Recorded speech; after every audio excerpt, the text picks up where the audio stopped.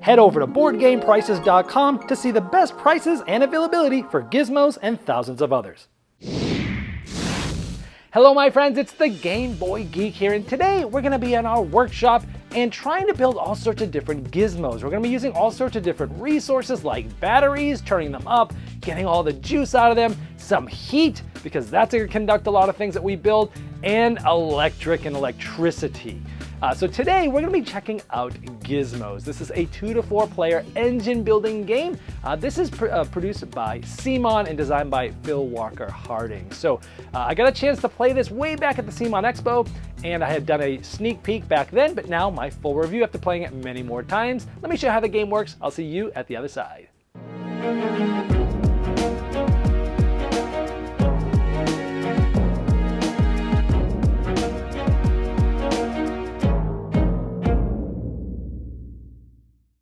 In Gizmos, over the course of the game, you're going to be gathering different energy types from this dispenser here that has a bunch of these marbles inside as well. You're going to be using those as resources to turn them into engines, to turn them into points.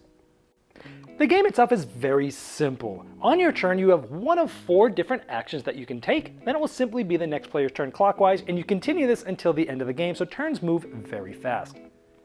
Now there's a display of cards that's made every game, and there's 3 different levels, okay? The first level has 4, second 3, and the third level has 2 cards like a pyramid. Now in these level 1 cards, this tells you how many of certain resources you need to turn in order to purchase that card. This one's always going to need 1 resource, and each of these resources correspond with a specific colored marble that's in the dispenser. For example, red is this, the heat, black is batteries, yellow's electric, and we have the blue one there. So that's how you do it. You're going to be spending those resources to get these cards, which will help you run your engine. I'll go over how this works in just a moment. Level 2, you need between 2 or 3. Some of them you'll need 2, like 2 yellows, or 3 blacks, and these ones you need between 4 and 7. So on your turn, again, you're picking one of these 4 actions. Let's say we want to file. By the way, everyone starts with a card. As you gain cards and you purchase them, they're going to go below here and they're going to be activated, and you can run the engine on those. However, if you want to reserve a card so that nobody else can get it, you can take the file action. So for instance, let's say I want to reserve this card. I would take it and place it in front of me. This would then get replaced for the next player. And when you do that, you archive it, placing it above your board. This means no one else can take it from you, but once you're able to purchase this by spending 1 blue marble, you're able to put it down here and it's going to be part of your engine. However, anytime you take one of these actions, you can activate any possible things below that can be activated. And everyone starts with this, and this basically said anytime you take the file action, you can randomly pull 1 marble. That's what the question mark means. And by randomly, you can see these ones, so none of those are random. You just go in here without looking and take one right off the top. I get a blue one. I'm going to put it right in my ring. So you put it right here. Now at the beginning of the game, you can hold up to 5 pieces of energy, and I can hold 1 archived thing here. We'll go over this later, but you can actually upgrade those to give yourself a bigger engine. I'll show you how that works later. It would then be the next player's turn and come all the way around to me. Let's say it's our turn again, and I want to do the build action right here. So what I do is I can take this, my blue, and put it in the top of the the dispenser there. I've spent it, and now I can place this, and this tells me where I place it. I'm going to do this, and I'm going to build it, which places it right down there. Now what this means is all the long while now for the rest of the game, if I build a yellow, I can pick any marble I can see. So I'm going to want to start working on and building yellow. So let's say on a subsequent turn, I was able to spend a yellow, and I was able to build this from the display because I built it, and it tells me where I put it. I'm going to put it in the pick. Now what is pick? Pick is an action that you take when you're going to pick anything that you want out of the dispenser.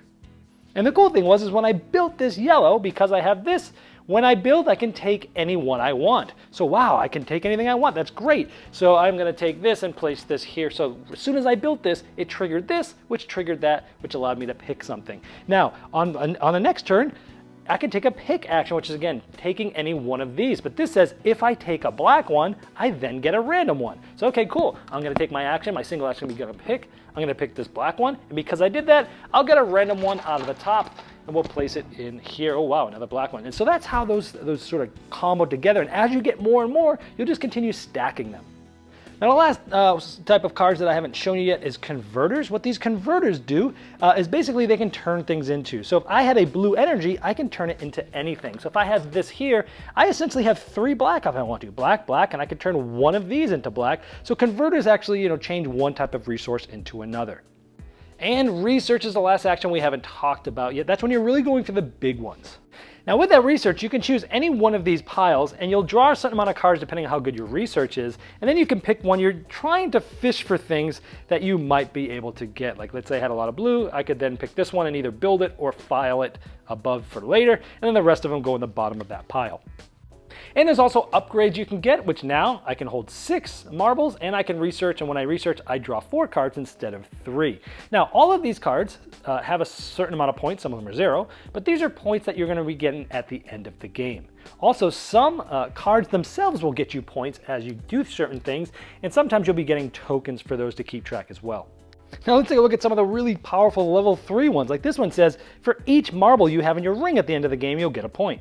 Or this one is anytime you build a blue or green, you'll get 2 points, and it's gonna be worth 5 points at the end of the game. This one is you can no longer research until the end of the game, but it's worth 8 points. Or you can no longer file, but it's worth 7 points. So you're giving up actions to get you a bunch of points. This continues until one person has placed their 16th card underneath. At that point, you play to the end of the round, so everyone's had an even amount of turns. Then you count up all the points on the upper right of all the cards that you have, and any tokens you have, whoever has the most is the winner.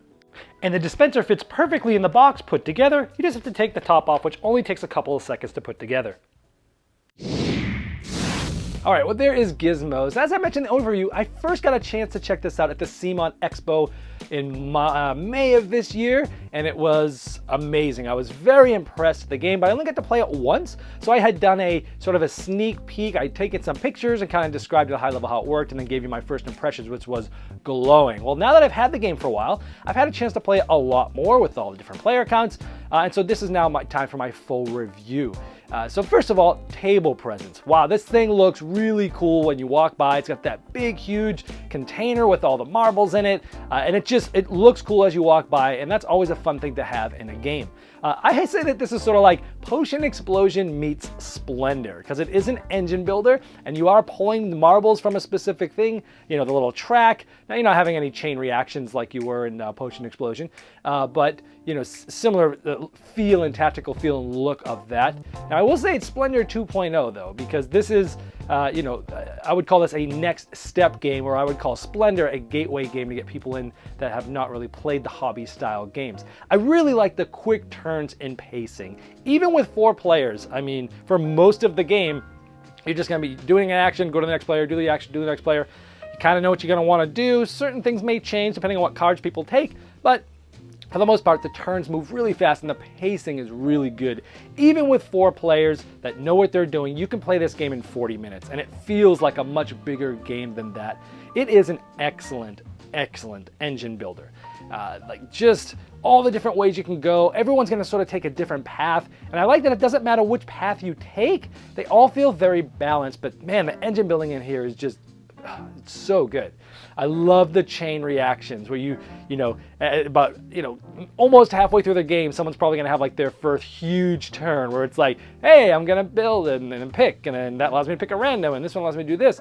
And you have this thing that like twists and turns, and you get to go down this little turn of doing all these things, and it's really cool. And not only is it cool when you do it, but this is one of those games that when someone else has a turn like that, it's actually fun to watch other players' engines work, and you go, wow, that was a cool turn, and it's just fun to do that. And not all games do that, and this has that. I like that, the fact that you can try to research to get those big cards, pressing your luck, hopefully getting something that you're looking for. You probably have a lot of resources of one type, or maybe you have some things that turn resources into other things, and you're trying to get one of those bigger, higher scoring things, but it's a press your luck.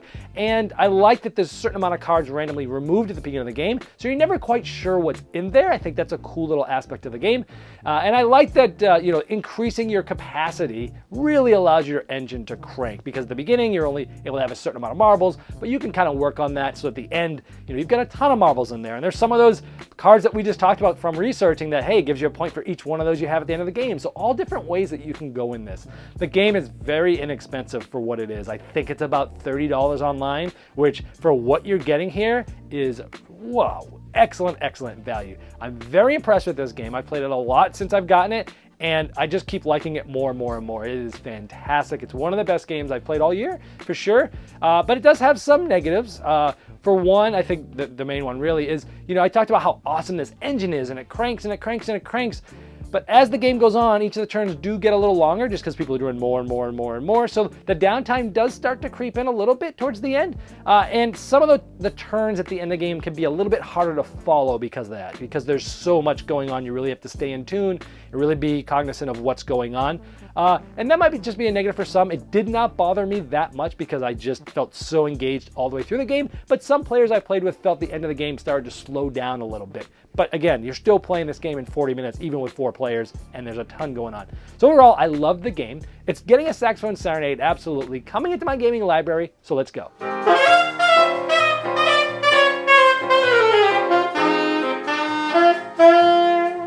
Head over to BoardGamePrices.com to see the best prices and availability for Gizmos and thousands of others.